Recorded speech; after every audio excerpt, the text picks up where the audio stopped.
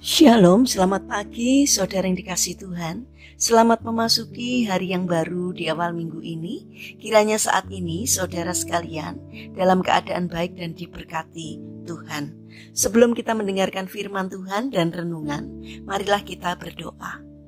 Tuhan Allah Bapa yang Maha Kasih, kami sungguh bersyukur atas kebaikan dan kemurahan-Mu, ya Tuhan. Karena Engkau Tuhan yang selalu memberkati dan melindungi kami, sehingga kami pada pagi hari ini dalam keadaan baik dan sehat. Terima kasih Tuhan atas setiap penyertaan-Mu, sehingga kami selalu merasakan pertolongan Tuhan.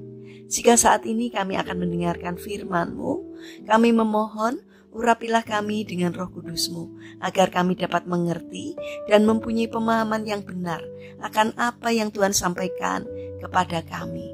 Terima kasih Tuhan atas kebaikan-Mu. Di dalam nama Tuhan Yesus Kristus kami berdoa. Amin. Saudara yang dikasihi Tuhan, bacaan firman Tuhan saat ini diambil dari TB 2, Kitab 1 Raja-Raja 11 ayat 28. Demikianlah sabda Tuhan. Yerobeam adalah seorang tangkas. Ketika Salomo melihat bahwa orang muda itu seorang yang rajin bekerja, ia memberinya tugas mengawasi semua tenaga kerja dari keturunan Yusuf. Tema renungan saat ini adalah pantang menyerah tak sia-sia. Saudara yang dikasihi Tuhan, Lionel Andres Messi lahir pada tanggal 24 Juni 1987 di pesisir kota Rosario, Argentina. Ia lahir dari keluarga miskin dan mengidap kelainan hormon.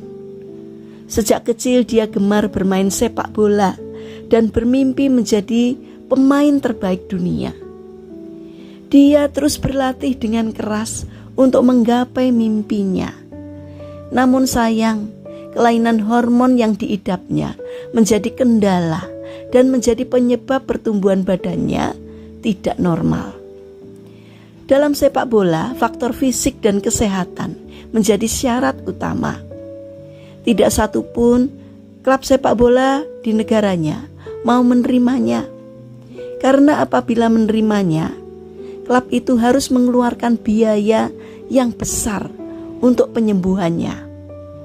Hampir saja mimpinya terkubur bersama penyakitnya. Namun dia tidak pernah putus asa. Dia terus berlatih dengan keras mengasah kepiawaiannya, menggocek dan menendang. Tuhan tidak pernah menutup mata bagi mereka yang mau bersungguh-sungguh berusaha dan bekerja keras. Akhirnya keajaiban datang juga.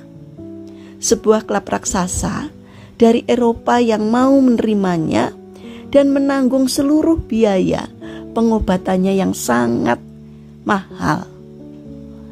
Saudara yang dikasihi Tuhan, remaja yang dilahirkan dari keluarga miskin dan mempunyai kelainan hormon sejak lahir, akhirnya menjadi pemain yang luar biasa.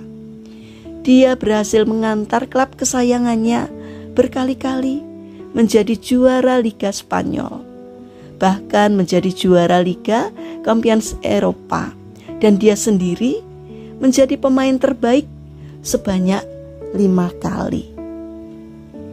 Saudara yang terkasih, mari sejenak kita melihat pada kisah dalam Alkitab, yakni Yerobeam. Terlepas daripada akhirnya dia berbuat dosa dan menyebabkan Israel berdosa, tetapi dia adalah seorang yang tangkas dan rajin sehingga Salomo tertarik kepadanya. Yerobeam adalah seorang tangkas. Ketika Salomo melihat bahwa orang muda itu seorang yang rajin bekerja, maka ditempatkannya lah dia mengawasi semua pekerja wajib dari keturunan Yusuf. Salomo yang melihat kelebihan dari Yerobeam akhirnya menempatkannya sebagai pengawas dan bukan sebagai pekerja biasa. Seandainya Yerobeam adalah seorang pemalas, tentu saja dia tidak akan dapat mencuri perhatian dari Salomo.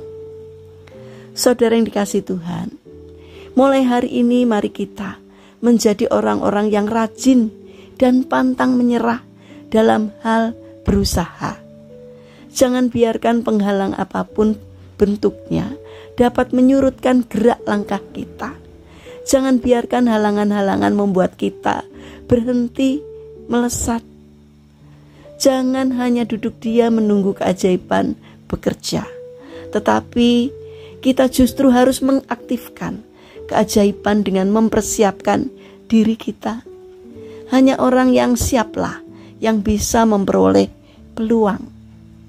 Saudara yang terkasih, mari kita bangun karakter untuk rajin dan pantang menyerah, agar kita bisa mendapatkan kesempatan dan peluang. Mari kita berdoa.